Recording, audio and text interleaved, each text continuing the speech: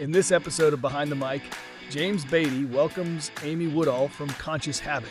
Together, they discuss Amy's work with concrete contractors and builders, focusing on human-centric approaches within various industries. Let's tune in to see what we can learn from Amy's vast expertise.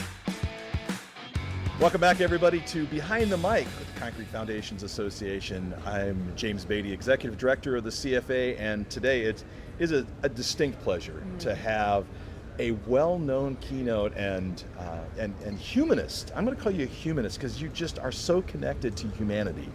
Amy Woodall from Conscious Habit, back for your second time with the CFA. It's welcome to the podcast. Yeah, it's been a good day together today. It really has. What I was hoping to sit down and talk to you, or stand up and talk to you, as the case may be, is your experience with concrete contractors and builders, because you do a lot of work with Baggy, the Builders Association of Greater Indianapolis. So you're comfortable talking with hardened construction workers, and as you indicated today, you put the woo in Woodall. Like, you bring it in a way that's uncomfortable for people. What have you learned about our industry? Well, I think what's true about every industry is that humans are at the center, and humans want the same thing.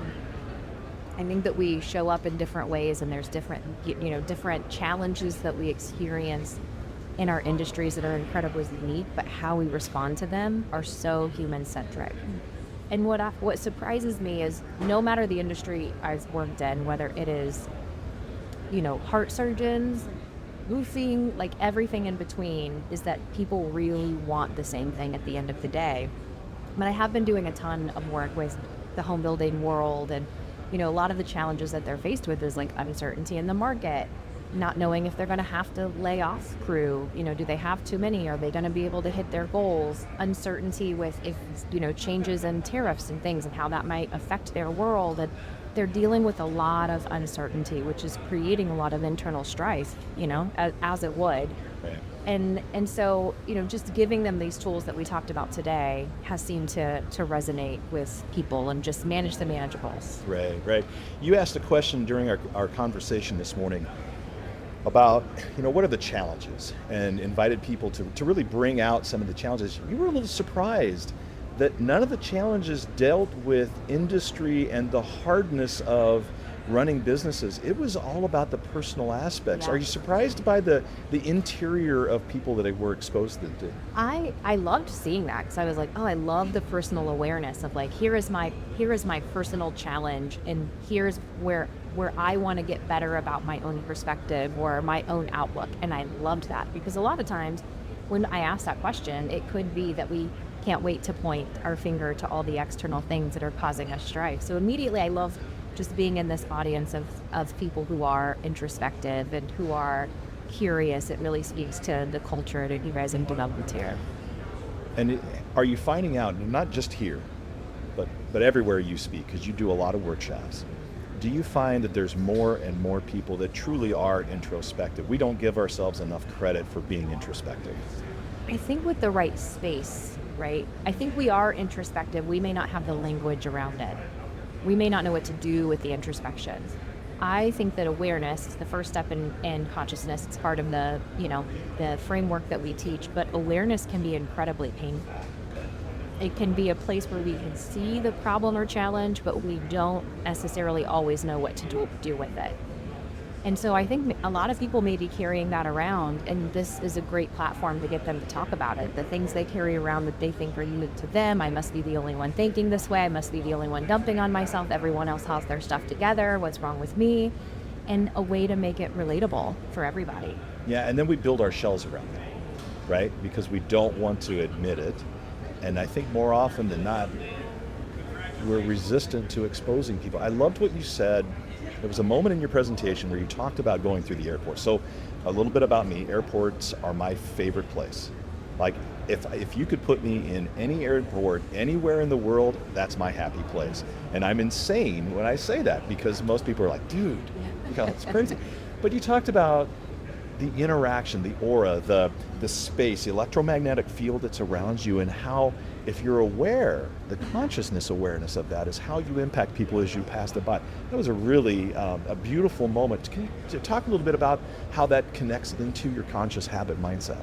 Yeah, so part of the framework is presence, and what brought us into this conversation is us being aware of, where is our mind at any given moment? Am I in this present moment? We live so much of our life in some past or present place. But then the presence of, my own energy, where am I? Because it always surprises me, like, it doesn't matter how masculine the industry is. When I ask, can you feel a vibe? Can you feel energy? Everyone says yes. Yeah. Seems very woo, but it's like this language that we all kind of know, but we don't know why, but we feel it.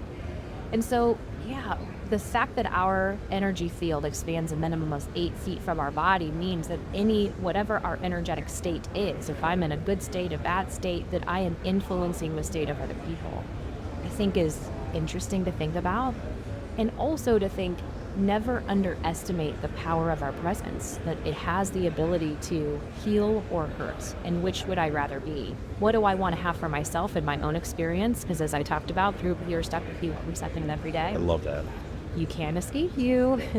What do I want from my own experience? But then what do I want the impact of the world to be? I may not have to say a word, but if I can hold a loving energy, I may have made a difference and not know it. Yeah, and we're so connected still to this near reality of COVID, where 6 foot became our defining circle, right? And to think about your electromagnetic field extending beyond that 6 foot barrier that we were forced into, or maybe we were coached into, we still have the ability to impact somebody through that distance. Yes. It's amazing. Well, then I could see why you love airports. I mean, I didn't want to judge, but it's such a great place to people watch, Yes. be curious, but also just if you notice people in a tizzy, if you shift yourself into a loving state.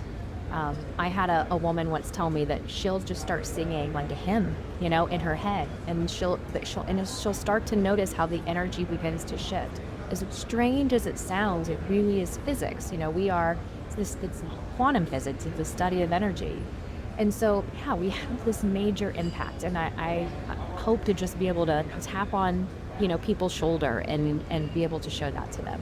So that's really a window into this idea of conscious habit, that from what I perceive from talking with you, and that I think you said it, I believe the number was 95% of our life is lived in a subconscious state.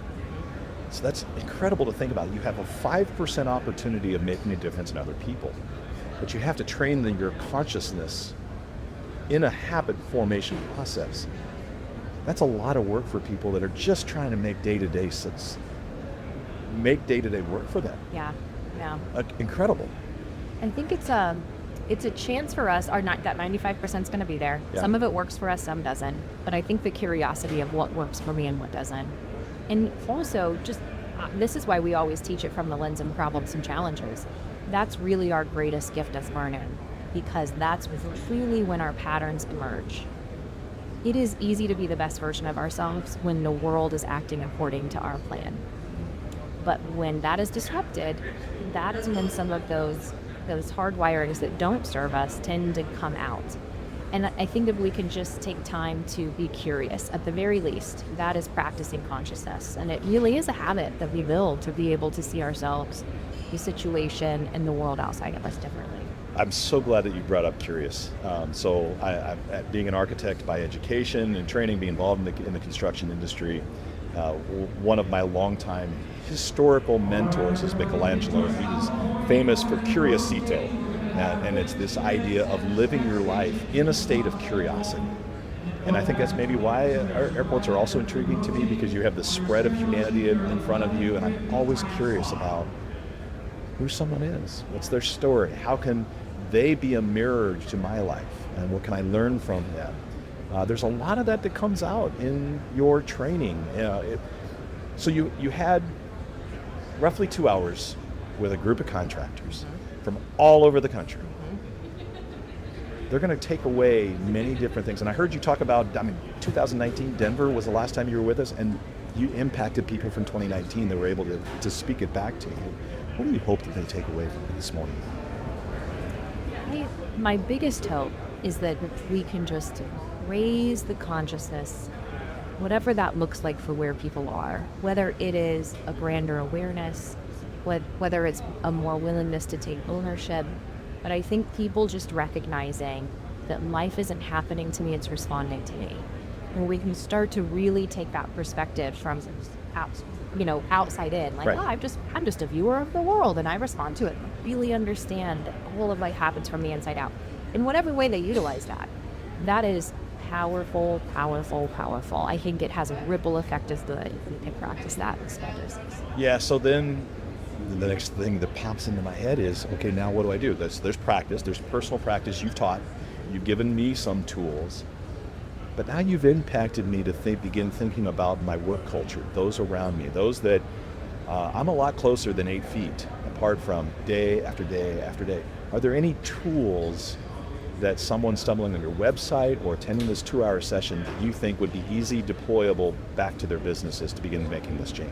So we do have an ego assessment on our website where people can go in and download the PDF and take their kind of ego, find out what their ego's MO is, and then there's a page that also comes with that are what are really helpful mantras or reminders to help myself get into my highest best self in a way with ego.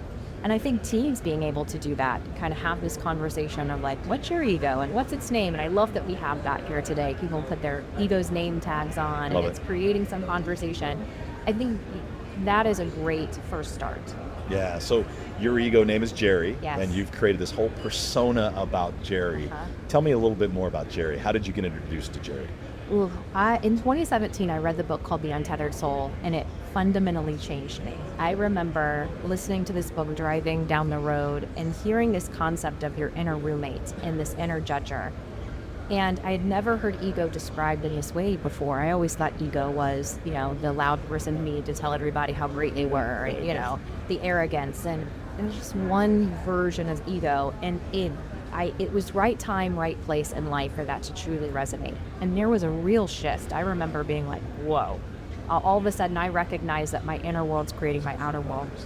And I went to my office and I shared it with my team. And they all read the book, The Untethered Soul. And so we lovingly referred to ego as Jerry. And I kind of adopted it as my own, but this recognition of there's a voice in there that's always talking. It has a lot to say. Not all of it is very kind, loving, or productive. That's where it began. Wow. So, and that is, you can see that in people.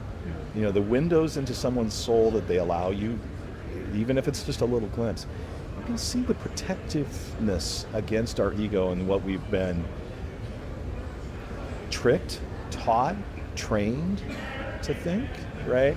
We were talking at our table about that, about the idea, the misconceptions of society and how society encourages you. At one moment, you had someone talking about the gap that exists between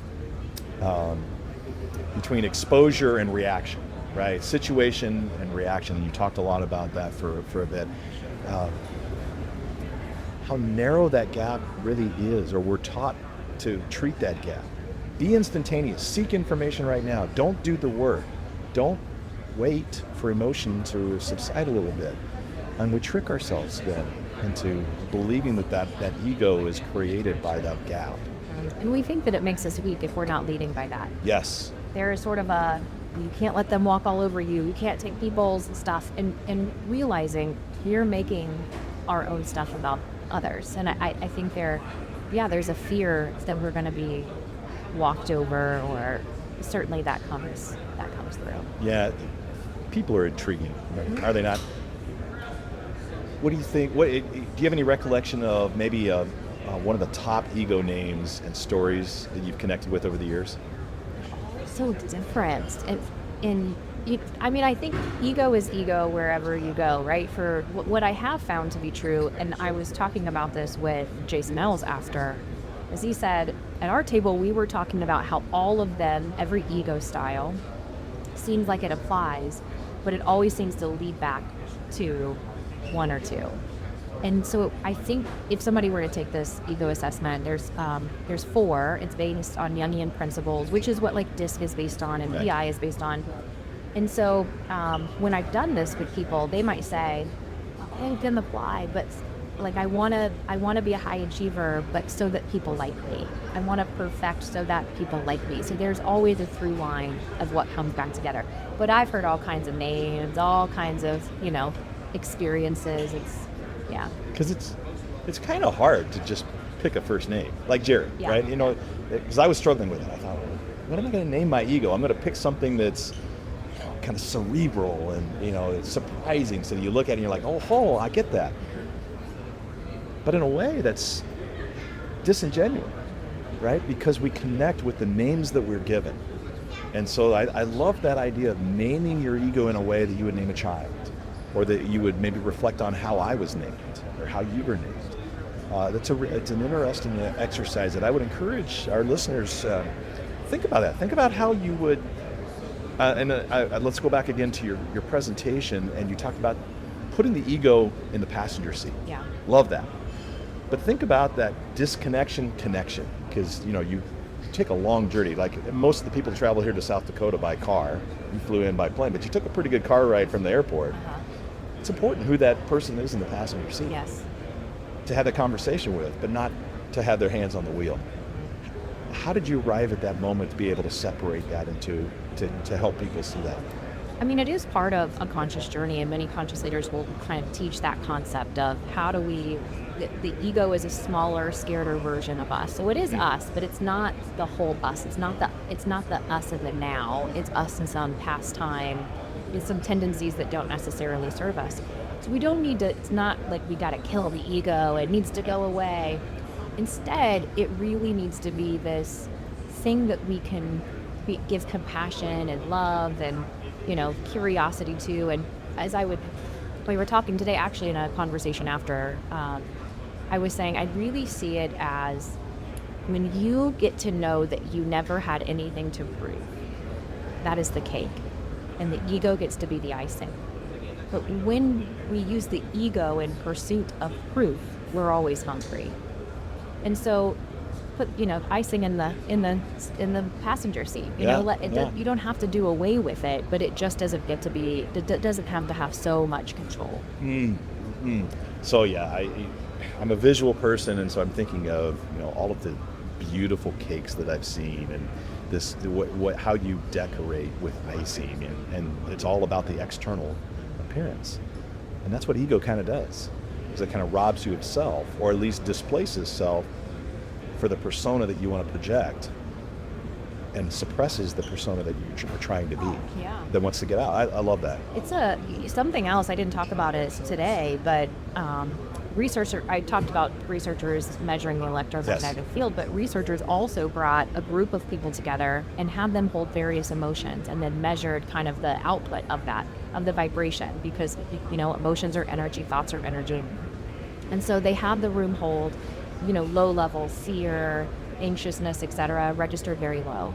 They had them hold love, registered incredibly high, higher than anything else. They thought that would be it. That's going to be the highest. But what registered higher than love was authenticity. Fully embodying your highest, best, most fulfilled self, which is what we're striving for. That's what the ego makes us think it's always a chase. And really, it's more of a remembering. I don't want to, not to be philosophical, but it really is more of a remembering than it is a getting to. Yeah. It's more unlearning all the crap that told us we had to earn it. And when we have that really full relationship with ourselves, we don't need other people to acknowledge it for us. And therefore, there's not as many fights, there's not as many problems, because, we don't need the external world to prove to us what we already know. And then we are able to be better for ourselves and others. And I said plenty of times, under the ego's guise, we seek but we do not find. Yeah, that's amazing. Because you think, so my mind goes to isolation, and we've been taught, we haven't been taught, we've been forced into isolation. And it seems like society is taking this further in that direction. We're becoming more isolated, or maybe we're being tricked into being more isolated. And that's really it's the place that you find authenticity. but it's also the place where you fight those inner demons. And maybe it is a fear of realizing what authenticity means to you, or how you've been impacted or tricked into believing what authenticity is. It's amazing. So you talked about the availability of the ego test on your website, and it's conscioushabit.com? TheConsciousHabit.com. The Conscious Habit. You got to remember the "the" in that. And your podcast. Yeah. Your podcast, you have had some great podcasts. And we can learn a lot more from your podcast. How do we get a hold of your podcast? Podcast is anywhere you listen. So it's Spotify, it's on YouTube, it's Apple Podcasts, wherever you listen, and it's Conscious Habit Podcast. Conscious Habit Podcast. Great. I so want to have you back again to convention. My takeaway from this is one of amazement, is to look at the room of people that I've seen over the 25 years that I've been involved in this association, managing the toughness. But I know their power of their family, their passion for their employees, and you opened that up today for them. I think we could learn a lot more for you. So thank you for joining us, and thank you for joining my podcast. It's so good to have you on Behind the Mic. I'm glad to be here. Thank you. Yeah. Well, I look forward to our next time. Me too. So for now, that's our podcast Behind the Mic here this afternoon. We're at CFA Con 25, Deadwood, South Dakota. We're getting ready for many, many more to come as the CFA celebrates their 50th anniversary. Can you believe that? 50 years, 1975, the first official year of the association. We hope that you enjoyed this podcast. Check out more. We have them all on YouTube. Talk to you guys soon. Behind the Mic is brought to you by the Concrete Foundations Association. You can learn more about us and about becoming one of our #CFA Concrete Pros by visiting our website, cfaconcretepros.org. If you're a concrete professional interested in being part of a future podcast, reach out to us by email to info@cfaconcretepros.org to start a conversation. Thanks for listening, and we'll see you next time on Behind the Mic.